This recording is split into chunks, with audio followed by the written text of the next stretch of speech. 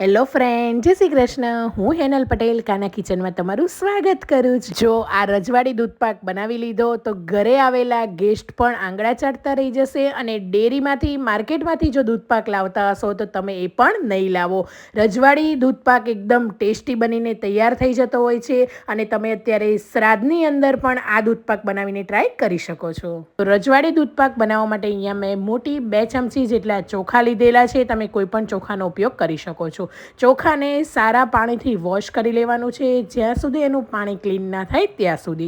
આ વાતની ખાસ ધ્યાન રાખવાનું છે. જો તમે ચોખા સરખા વોશ નહીં કરો તો દૂધપાકની અંદર ચોખાના જે વ્હાઈટ ભાગ હોય છે એની સ્મેલ આવશે અને ચોખા સારી રીતે કૂક પણ નહીં થાય. હવે એને આપણે 3 થી 4 કલાક માટે પલાળી દેવાના છે. પલાળેલા ચોખા હશે તો દૂધપાક એકદમ સારો બનીને તૈયાર થઈ જશે. હવે એક પેનની અંદર અડધી ચમચી પાણી એડ કરીને 1 લીટર દૂધ આપણે એડ કરવાનું છે. હું અહીંયા 1 લીટર દૂધનો બનાવું છું એટલે 1 લીટર પ્રમાણે તમને માપ આપીશ. અને દૂધપાક હોય છે, દૂધપાકની અંદર ચોખાનું પ્રમાણ બહુ જ ઓછું હોય છે.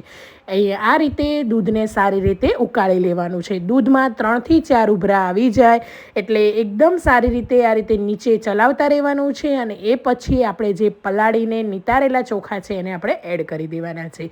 ચોખા એડ કરીને પણ એકદમ સરસ રીતે મિક્સ કરી લેવાનું છે અને મીડિયમ ગેસની ફ્લેમ પર દૂધને આપણે ઉકાળવાનું છે. આ રીતે કાચા ચોખા એડ કરવાથી જે દૂધપાકનો ટેસ્ટ હોય છે એ 100 ગણો વધી જતો હોય છે. અને એક ટિપ્સ આપીશ આજે હું તમને કે દૂધમાં જ્યારે ઉભરો આવે છે ત્યારે ઉપર આ રીતે તાવે તો ચમચો મૂકી દો છો તમે તો દૂધ જે છે એ તમારું ઉભરાઈને બહાર નહીં આવે ને ગેસ તમારો ખરાબ પણ નહીં થાય. હાઈ ગેસની ફ્લેમ પર આ રીતે દૂધને ઉકળવા દઈશું. હવે અહીંયા ખાંડને આપણે કેરેમલાઇઝ કરવાની છે. તો નોનસ્ટિક પેનની અંદર 1/4 કપ જેટલી ખાંડ લીધી છે. જો તમે વધુ ગળ્યું ખાવાના શોખીન હોય તો તમે સ્વીટનેસ વધારી પણ શકો છો. ખાંડ એકદમ બ્રાઉન કલરની થાય ત્યાં સુધી એને ઓગળવા દેવાની છે અને પછી જ આ રીતે આપણે તાવેદાની મદદથી કે ચમચાની મદદથી મિક્સ કરવાની છે. ખાંડને પહેલાં નથી ચલાવવાની કે પાણી નથી એડ કરવાનું. બસ આ રીતે મીડિયમ ગેસની ફ્લેમ પર એકદમ સરસ એવો ખાંડનો કલર આવી જાય એટલે દૂધની અંદર આપણે એડ કરી દઈશું. ખાંડ ઓગળી ગઈ છે તમે જોઈ શકો છો. પીગળેલી ખાંડને હવે આપણે આ રીતે દૂધમાં કન્ટિન્યુ એક હાથે મિક્સ કરવાની છે અને એને આપણે એડ કરતું જવાનું છે. તો અહીંયા બધી જ ખાંડ આ રીતે આપણી એડ થઈ ગઈ છે ને તમે દૂધપાકનો કલર જોઈ શકો છો. એકદમ ક્રીમી તૈયાર થઈ ગયો છે અને એકદમ ઘટ પણ બનીને તૈયાર થઈ જશે. હવે અહીંયા જે આપણે જે ચોખા એડ કરેલા એનો દાણો આપણે ચેક કરી લેવાનો. આ રીતે એકદમ સારી રીતે પ્રેસ થાય છે. ચોખા પણ આપણા સરસ રીતે કૂક થઈ ગયા છે. અને દૂધની ક્વોન્ટિટી પણ તમે જોઈ શકો છો. આપણે 1 લીટરમાંથી પોણા ભાગનું દૂધ આપણું રહ્યું છે. તો હવે આપણે રજવાડી દૂધપાક છે તો રજવાડી તડકો તો મારવો જ પડે. 1 ચમચી ઘીની અંદર બદામ, કાજુ અને ચારોળી એડ કરીને સારી રીતે ગોલ્ડન કલરના થાય એટલે દૂધની અંદર આપણે એડ કરી દેવાના છે. તો તમે જોઈ શકો છો જો આ રીતે દૂધપાક ઘરમાં બનતો હશે તો એની સ્મેલ જ કંઈક અલગ હશે.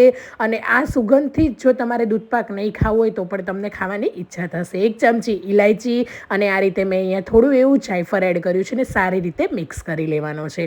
તો આ રીતે થોડો એવો દૂધપાક જે છે એની અંદર મસાલા બધા એડ કરવાથી એનો ટેસ્ટ પણ 100 ગણો વધી જતો હોય છે. દૂધપાકને ગરમા ગરમ પૂરી સાથે પણ તમે આ રીતે સર્વ કરી શકો છો.